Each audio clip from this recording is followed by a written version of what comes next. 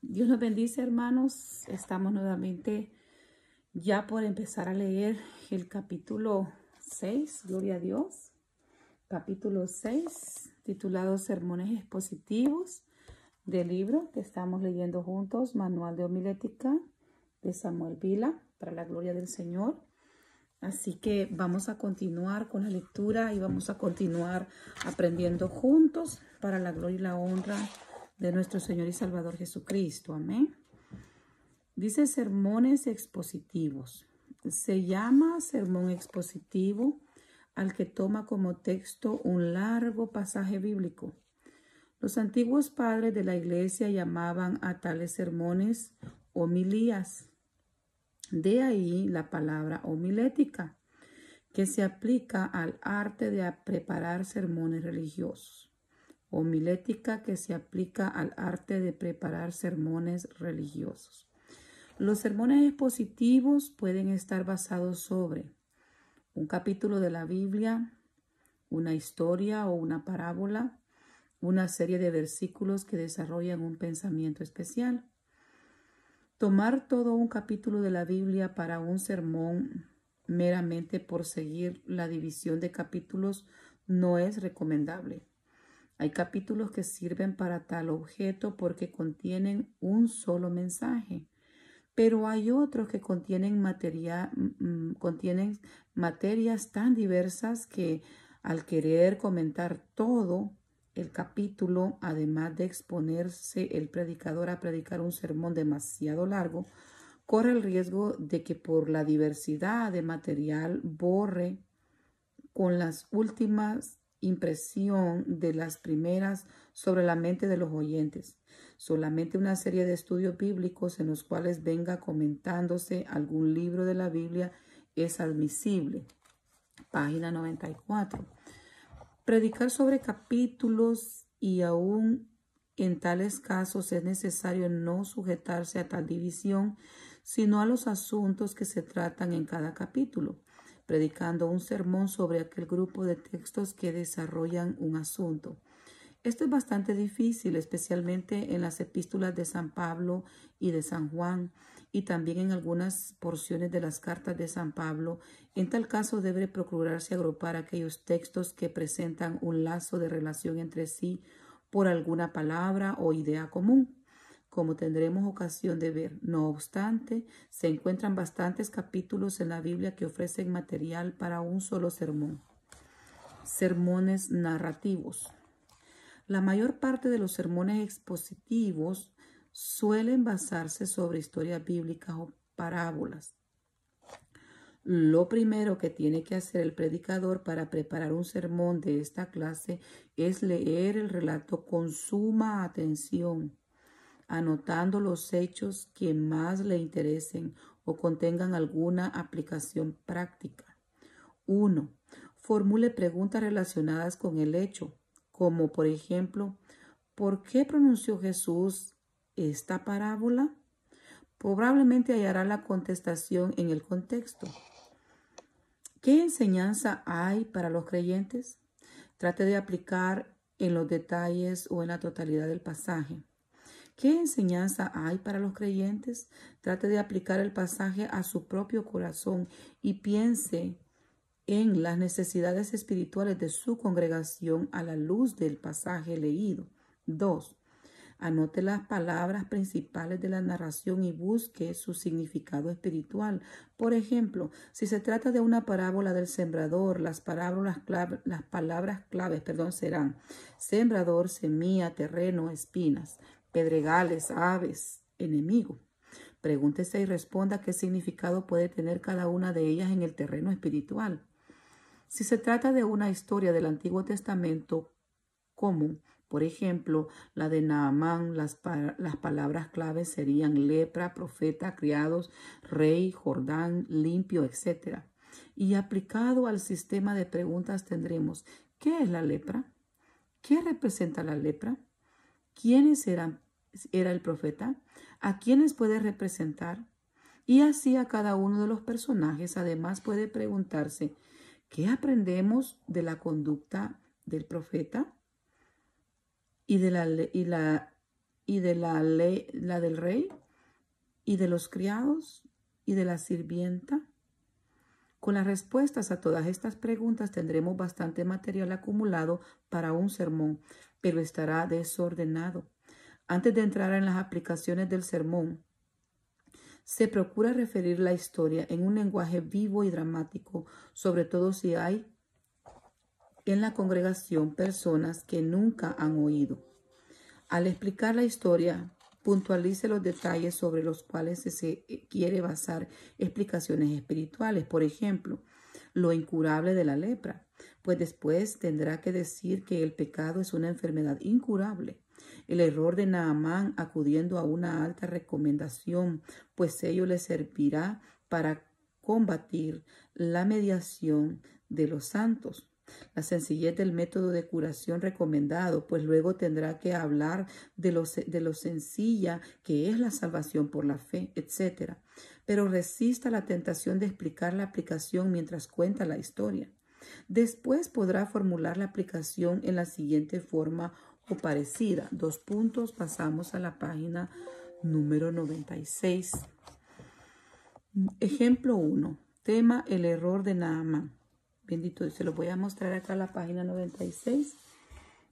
Este es un ejemplo de cómo, si estamos hablando en esa parte de la Biblia, nosotros pudiésemos desarrollar un bosquejo. Este esquema tiene 1, 2, 3, 4 secciones con su respectivo subtema y las letras que vienen a desarrollar cada etapa o cada sección de esas 4 partes. Amén. Entonces se los voy a leer. Gloria sea al Señor. Voy a pasar mi cuaderno para acá. Bendito Dios. Ejemplo 1. Tema: el error de Naamán. Segunda de Reyes 5. 1. La terrible enfermedad del pecado. Esta es la primera sección. A. Aplíquese a grandes y pequeños. B. Es inherente al hombre caído. C. Trae infaliblemente un desastroso fin. 2. Sección 2. El remedio infalible, el sacrificio de Cristo. A. Advertido por el testimonio personal. B. Definido por los servidores de Dios. 3. Métodos erróneos para conseguirlo. A. No por dinero.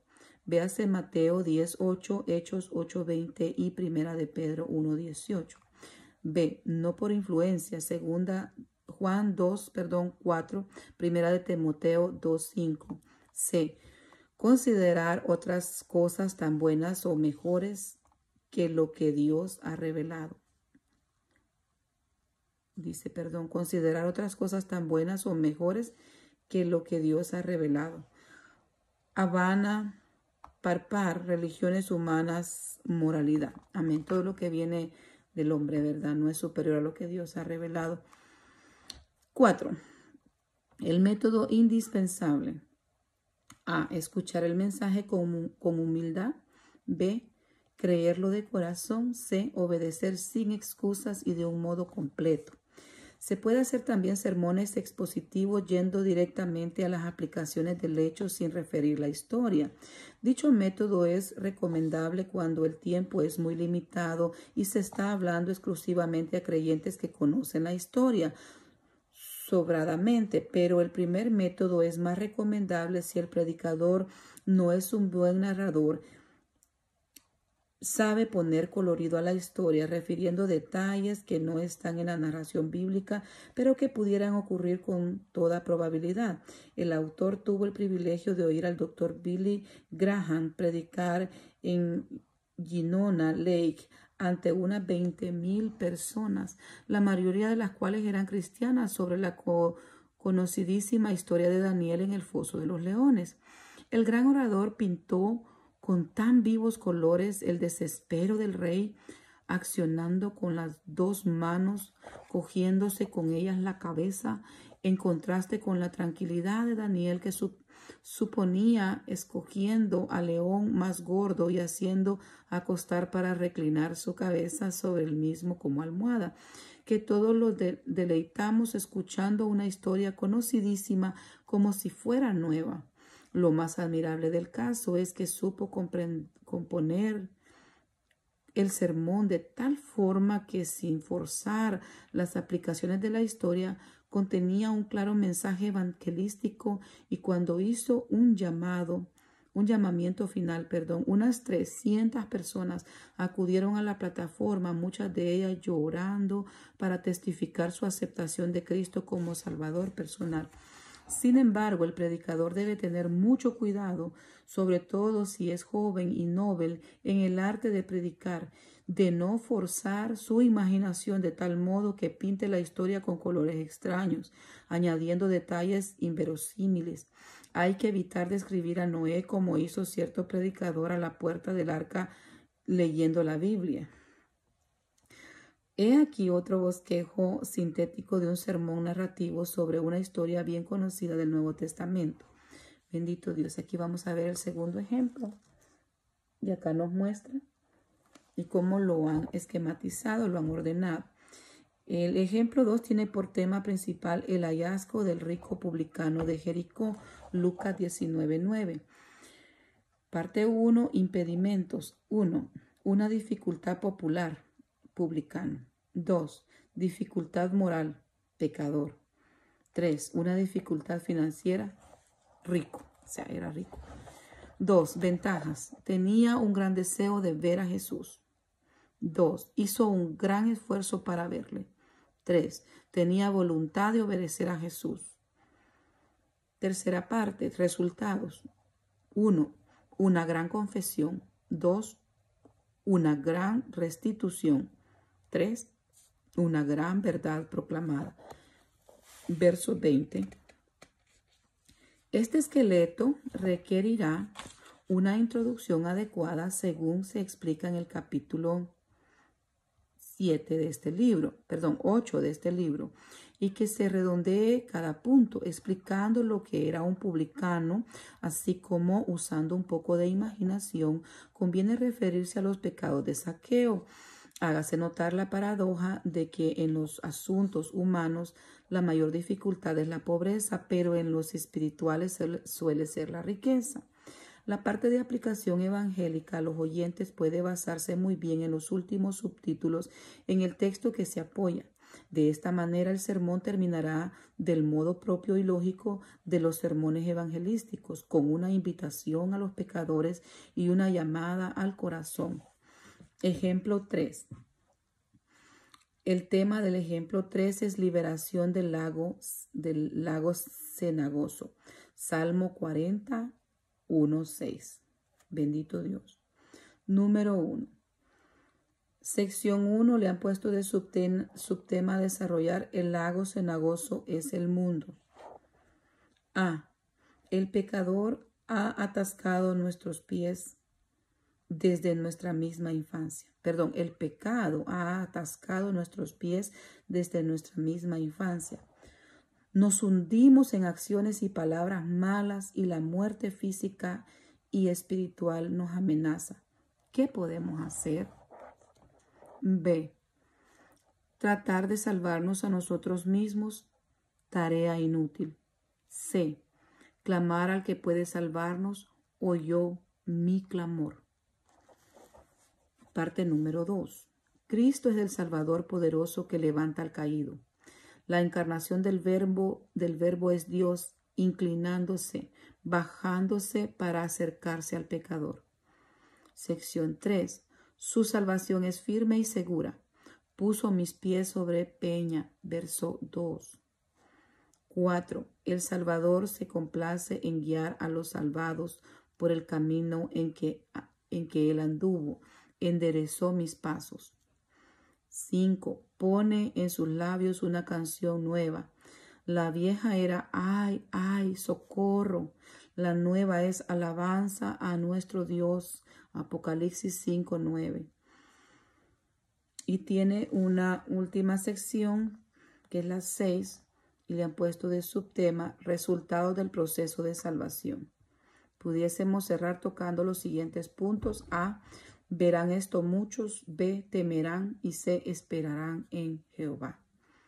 La imaginaria historia de un hombre hundiéndose en el cieno ha de ser solamente una ilustración seria y sería un pecado contra el respeto de los que nos merecen la Biblia decir que ocurrió literalmente al rey David. Evidentemente, el autor no tiene en vista nada más que su experiencia moral. Siempre al añadir detalles de la historia bíblica debemos proceder con sumo cuidado para distinguir lo que está referido en la Biblia y lo que es imaginación del predicador. Nunca deben darse tales ideas como que si fuesen de la Biblia, sino que debemos distinguirlas, con un probablemente. Podemos suponer, es posible que, podríamos ocurrir que, y nunca hacer una afirmación concreta que no se halle contenida en las Sagradas Escrituras. La primera cualidad del predicador es ser veraz. Amén. Pasamos al tema método analítico. Este es otro método. El sistema mayormente empleado en la clase de sermones llamado expositivos es el método simple, que consiste en comentar versículo por versículo. Este sistema, generalmente usado por los predicadores sin estudios, es también empleado por los grandes expositores de la palabra de Dios. ¿La razón? Pues es que el método que permite sacar más provecho de la porción que se estudia, ya que con él se analiza cada frase, cada sentencia, cada palabra, sin dejar nada por exprimir en consideración y comentarios. El predicador sencillo lo encuentra maravilloso. No hay que preparar sermón alguno ni bosquejo con este sistema, sino tan solo meditar cada versículo. Cuando se ha terminado los pensamientos referentes a una frase, se procede a la siguiente. Sin embargo, este sistema puede hacerse muy pesado a los oyentes, sobre todo si estos no son personas muy fervorosas y el predicador es pobre en expresión y de conocimientos. Pero puede resultar maravilloso si el predicador sabe ir a un texto y a otro de modo debido, pues también este método más sencillo tiene su arte y sus reglas. Al exponer así la Sagrada Escritura es necesario no pasar bruscamente de un texto al siguiente o de una frase a otra del mismo texto, si no conviene relacionarnos. Por contraste, por ejemplo, si estamos comentando del Evangelio, diremos: el Señor nos declara en la frase anterior tal o cual cosa. Ahora nos dice esto, haciendo notar la relación, diferencia o avance de pensamiento que hay entre ambas frases. B. Por inferencia de lo no expresado, pero que se adivina o trasluce en el pasaje entre líneas. Las frases más diversas pueden ser relacionadas de esta forma si el predicador es un pensador ágil. Rogamos al lector que lea el pasaje Juan 5:37 al 45.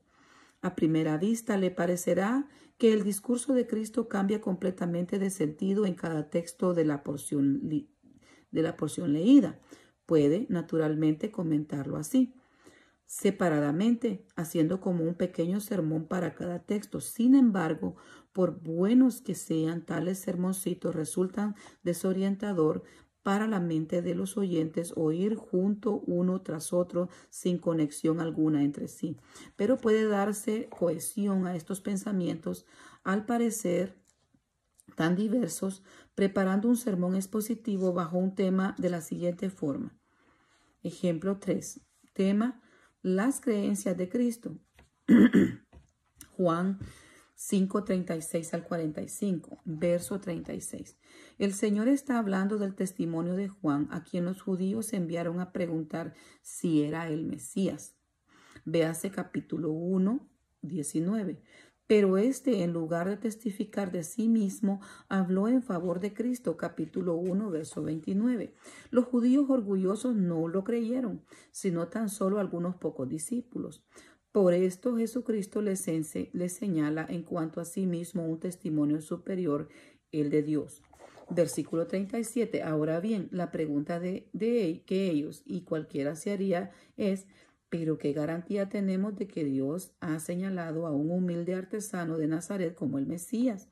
Si pudiéramos ver a Dios u oír su voz haciendo tal declaración, bien, pero no hay tal cosa como esto. A este escepticismo alude la segunda parte del versículo 38. Dado el modo en que Dios se revela hoy al mundo, el que no tiene el Espíritu de Dios en su corazón no sabe percibir el mensaje de Dios en la boca de sus mensajeros. Esto observamos cada día en nuestros servicios religiosos y ocurría igualmente en los días de Cristo. Solo los que viven más cerca de Dios descubren y entienden por intuición espiritual lo que Dios quiere revelar a sus almas por medio de sus siervos. Versículo 39. Pero las profecías de la Sagrada Escritura son un testimonio evidente aún para el que no tiene la intuición espiritual, con tal que tengan buena voluntad. Por esto Cristo les invita a escudriñarla, para que se persuadan de lo que las Sagradas Escrituras dicen acerca del Mesías que había de venir. Estaba cumpliéndose en su persona. Verso 40. El resultado de tal estudio sería la vida eterna, pero no por el mero hecho de leer la Biblia como un libro mágico, sino solamente en el caso de que como resultado de tal estudio naciera en ellos una fe sincera que les hiciera aceptar a Cristo de modo libre y espontáneo. Verso 41. Este reconocimiento no aprovecha al mismo Cristo, ya que aquel a quien adoran las criaturas celestes no necesita la poca gloria que podamos darle. 42. Pero Él se goza de ver el amor de Dios reflejado en el corazón de los hombres hechos a su imagen. Cuando falta este amor, todo está perdido. Verso 43. La locura humana consiste, empero, en esto precisamente. A. Rehúsa glorificar a Dios y da la gloria a criaturas humanas, santo, papa, héroes, ídolos, naciones, etc. Verso 44. B. El gran error es fomentado por el humano orgullo, que procura obtener el honor para sí y no para su grupo. Mucho del honor que se da a los santos canonizados en cada época es fomentado por el orgullo patriótico de orden religioso, etc. Ejemplo, Juana de Arco y muchos otros. Verso 45 al 47. La palabra de Dios será empero en juez infalible, que juzgará a los que se han extraviado del mundo. ¿Qué desengaño para los judíos cuando se den cuenta de que les condena a aquel a quien ellos idolatraban como su gran legislador y caudillo? Qué desengaño para muchos católicos cuando la bendita Virgen María pueda hablarles, no según la ilusión de los que hoy pretenden tener visiones, sino según ella es y piensa en verdad, lo cual conocemos por las enseñanzas del Evangelio. Conclusión. Nadie sino Cristo tiene credenciales divinas. Aceptémosle y dejémonos guiar solo por Él. Cualquier predicador inteligente sabrá desarrollar estos puntos mucho más allá de lo que aquí hemos sugerido, pero el breve comentario que damos ofrece la clave para unir y relacionar estos versículos entre sí, haciéndolos la base de un sermón compacto. Nótese, empero, que para hacerlo así es indispensable tener un tema, y el de las credenciales de Cristo es el mejor que correspondemos a este pasaje. Supongamos que en el capítulo a comentar es Primera de Pedro 1. También hay materiales diversos. ¿Cómo vamos a unirlos? En algunos casos es casi imposible.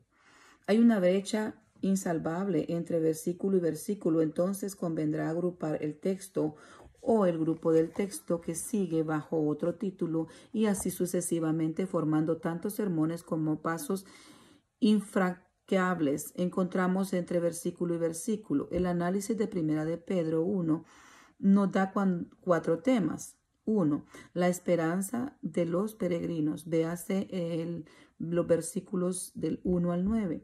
2. El misterio escondido a los profetas, versículos 10 y 12. 3. Exhortación a la santificación, versículos 13 al 22. 4. Permanencia de la Biblia, versículos 23 al 25. Tratemos ahora de desarrollar alguno de estos temas. Ejemplo 4. La esperanza de los peregrinos. Versículo 1. El apóstol Pedro parece dirigirse a sus propios discípulos que creyeron a la palabra en el día del Pentecostés. Los comentadores difieren si el calificativo de extranjeros se refiere a su calidad de tales como judíos de la dispersión en el mundo gentil o a la condición de extranjeros que nos hayamos situados todos los cristianos en un mundo que no conoce al Señor ni obedece sus leyes. Verso 2. Si somos extranjeros entre el mundo, es por haber sido elegidos por la presencia de Dios para ser sus hijos. Sin embargo, tal presencia implica nuestra voluntad de obedecer su palabra. Es por tal obediencia que nos es aplicada la virtud, la sangre de Cristo. Y cuando crecemos en la vida cristiana, la gracia y la paz nos es multiplicada. Verso 3. ¿Cuántos motivos tenemos, por lo tanto, para alabar al Señor por su grande misericordia que nos ha hecho nacer de nuevo, haciendo brotar en nuestros corazones una esperanza que es viva, porque se asienta sobre un hecho comprobado, la resurrección de Jesucristo? Verso 4. Esta esperanza es de la que somos herederos, de una herencia que tiene estas dos preciosas condiciones, imposibles de hallar en este mundo. A. No se pasa ni marchita como todo lo que vemos. B. No puede ser dañado ni contaminado por el pecado. Si hubiera la menor posibilidad de que el pecado pudiera entrar en el cielo alguna vez, sería desde ahora un motivo de pensar para los creyentes. Verso 5. Esta herencia está preservada en los cielos para aquellos que somos guardados en la virtud de Dios aquí en la tierra. Es decir, el que guarda la herencia en los cielos, guarda a los herederos sobre la tierra para que no perdamos nuestras posesiones celestiales, sino que obtengamos aquella salud, o sea, liberación de todos los males que tendrá lugar en el postrero tiempo. Verso 6. Es tan gloriosa esta esperanza que produce gozo aún en aflicción, como ha sido el caso de muchos mártires y piadosos cristianos afligidos. Cítese algún ejemplo, pues ante su grandeza y duración toda inflicción aquí resulta sin importancia y breve. Es un gran consuelo en las aflicciones saber A. que serán por poco tiempo. B. si son necesarias. No nos gusta padecer inútilmente, y esta es la tragedia de los mundanos que no conocen la promesa de 2 de Corintios 4:17, versículo 7. El apóstol nos infiere la principal razón por la cual la tribulación puede hacerse necesaria en esta vida, para que nuestra fe probada como el oro, sea purificada de tal modo que el día de que Cristo, el supremo juez, no encuentre en nosotros sino motivo de alabanza, gloria y honra, es decir, todo oro puro y sin ninguna escoria. Pasamos a la página 106, verso 8. El apóstol recuerda que este Señor Jesucristo, cuya manifestación esperan sus lectores e hijos en la fe, nunca había sido visto por ellos. Sin embargo, su fe es firme en él. Con tal motivo les admira. Podemos figurarnos a los creyentes diciendo al gran apóstol: ¿qué privilegio tuviste tú de convivir con él, de andar en su compañía y oír las palabras de su boca? Y el apóstol respondería: ¿qué privilegio tenéis vosotros que sin haber visto le amáis? Mi fe no tiene importancia ni mérito alguno. La vuestra tiene mucho más valor en su presencia. Véase Mateo 20:29. Por esto el gozo espiritual de los creyentes es en el Señor. Tiene esta doble cualidad. A. Es inefable, es decir, no se puede expresar con palabras. B.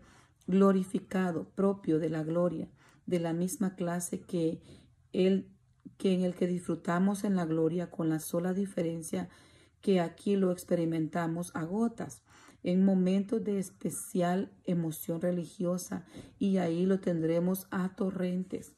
Verso 9. ¿Cuándo será esto?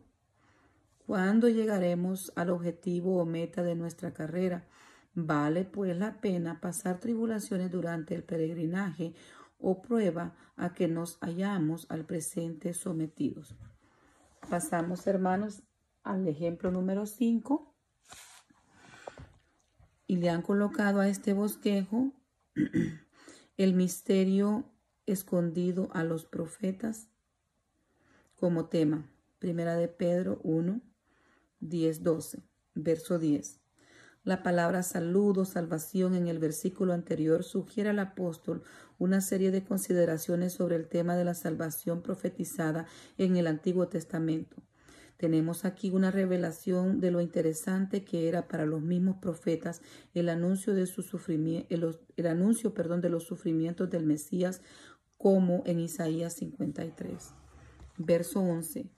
Era una cosa extraordinaria para ellos como judíos que aquel siervo de Jehová, que tenía que rociar a muchas gentes, delante del cual los reyes cerrarían su boca, hubiera de padecer todo lo que se dice a continuación. Sin embargo, así ha sido. Verso 12.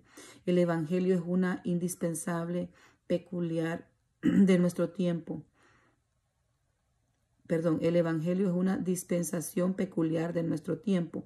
Este texto u otro de las Sagradas Escrituras nos muestran que una cosa es el privilegio de los cristianos y otra el de los hombres fieles del Antiguo Testamento, aunque formaran una misma compañía con los creyentes, pero probablemente aquellos como amigos del esposo.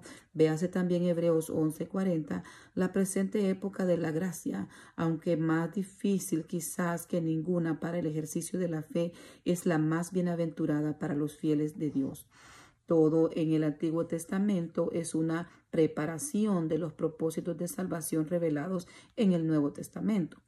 Versículo 12. Esta salvación con la maravilla de la encarnación del divino Verbo y los frutos de ella, como son los milagros de la gracia en la transformación de pecadores y el amor, heroísmo y consagración de los creyentes, son cosas tan admirables por lo que glorifican a Dios y confunden a Satanás, que los mismos ángeles fieles lo miran día tras día, alborozados y gozosos. Véase Lucas 15:10.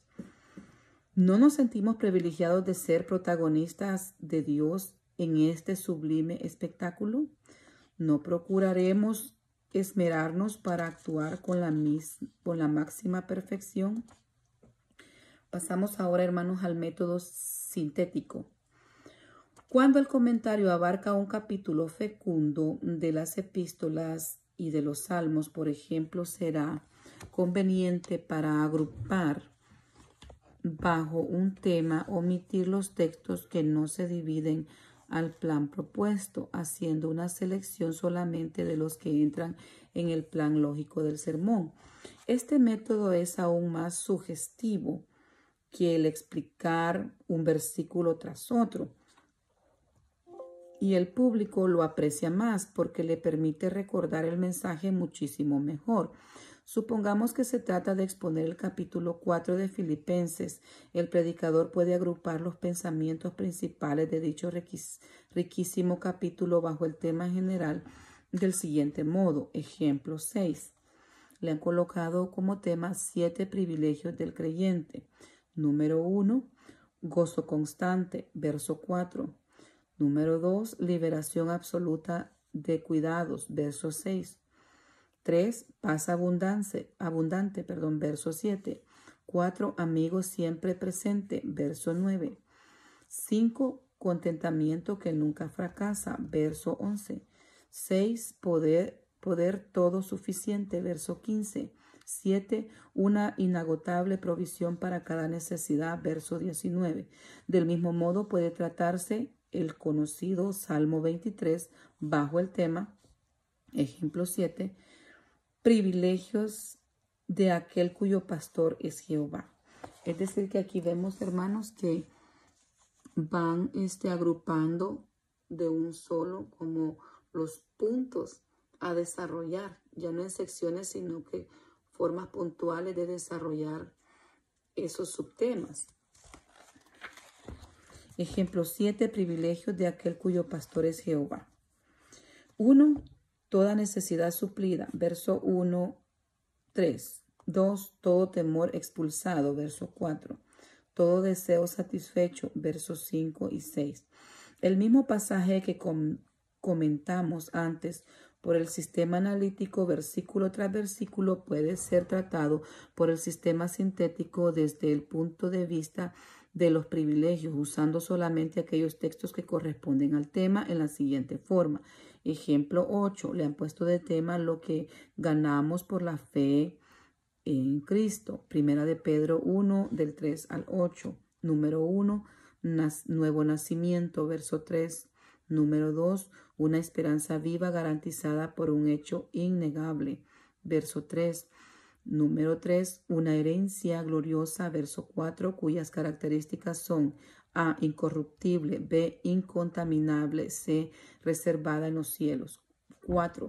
Seguridad de los creyentes, guardaos por la virtud de Dios, verso 5. 5.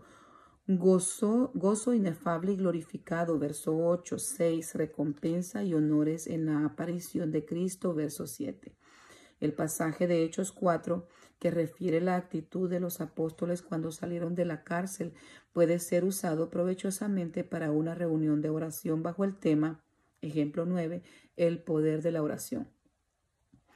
Número 1. Calidad de esta oración apostólica. 1. Tenía un motivo especial. Ver verso 24.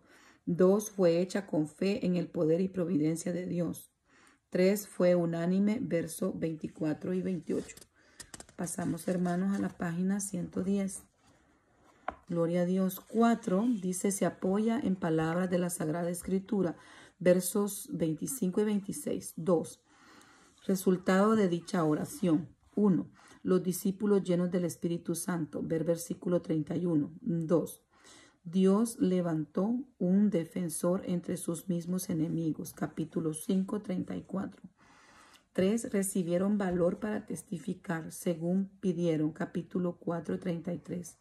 4. Desarrolló la actividad y los frutos de la misma. Capítulo 5, 42. Obsérvese cómo las divisiones de este bosquejo abarcan más allá de la porción principal que señalamos como texto, entrando en el capítulo 5 que contiene materias muy diversas que deben omitirse, con la mentira de Ananías y de Zafira. Pero leyendo ambos capítulos puede observarse que el final del 5 es la continuación de la misma historia del 4 y lo que importa es presentar a los oyentes todos aquellos datos que puedan apoyar la tesis del tema, o sea, el poder de la creación. Para hacer buenos sermones expositivos de cualquier pasaje de las Sagradas Escrituras es necesario buscar una línea de pensamientos que engarce los principales textos como una especie de collar de perlas. Será la manera de que la gente las retenga todas y no pierda ninguna. Si se las ofrecéis sueltas, ni percibirán tanta edificación espiritual, ni podrán recordar también el sermón. Supongamos que el comentario que queremos hacer es sobre el segundo capítulo de Primera de Juan. Este es un capítulo difícil de unir en una sola línea de pensamientos, pues el estilo de Juan no sigue un argumento continuo como algunos capítulos de las epístolas de San Pablo, sino que varía constantemente. Sin embargo, pueden hallarse aquí un lazo de conexión con la persona de Jesús. Y podremos decir que el capítulo nos presenta 2 puntos, ejemplo 10, 7 aspectos consoladores de Cristo. Este es el tema de este ejemplo. 7 aspectos consoladores de Cristo. 1. Jesús abogado con el Padre, versículo 1. 2. Jesús la propiciación por nuestro pecado, verso 2. 3. Jesús nuestra luz, verso 8. 4. Jesús dador del Espíritu Santo, verso 20 y 27. 5. Jesús el Hijo de Dios, verso 20 y 23. 6. Jesús el prometido, versículo 25. 7. Jesús el que ha de venir, versículo 28.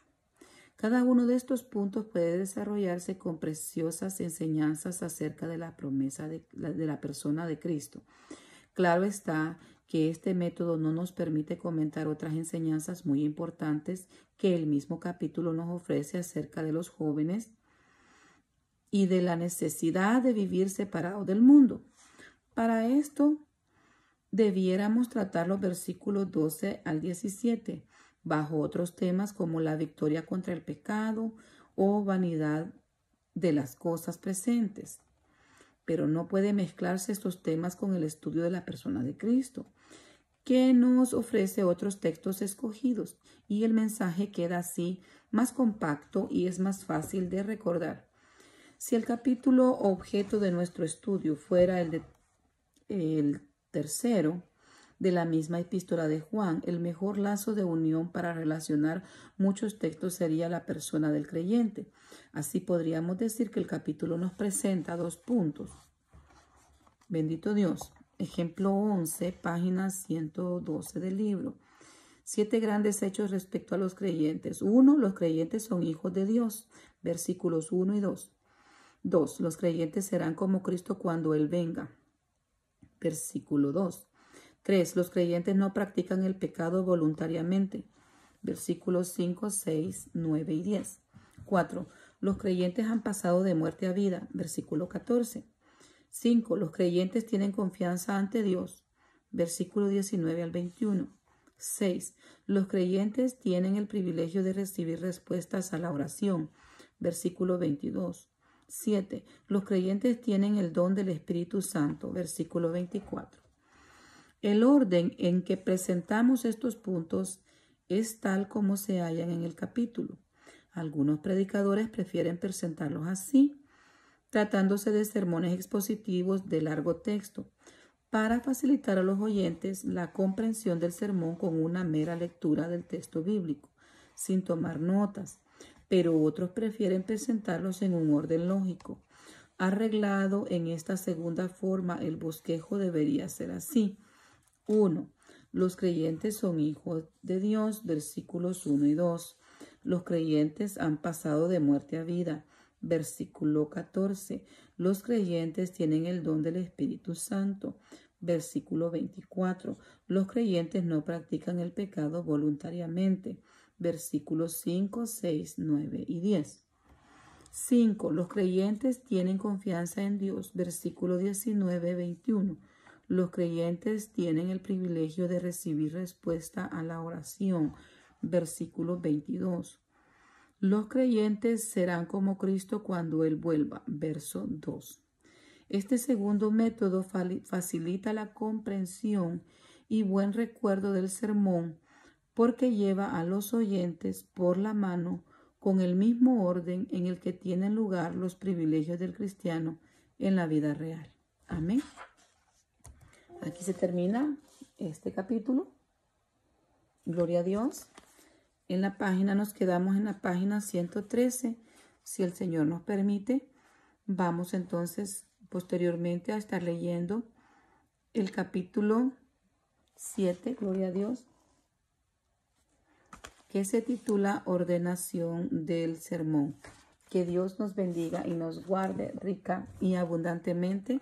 Que la paz de Cristo esté con cada uno de nosotros. Amén.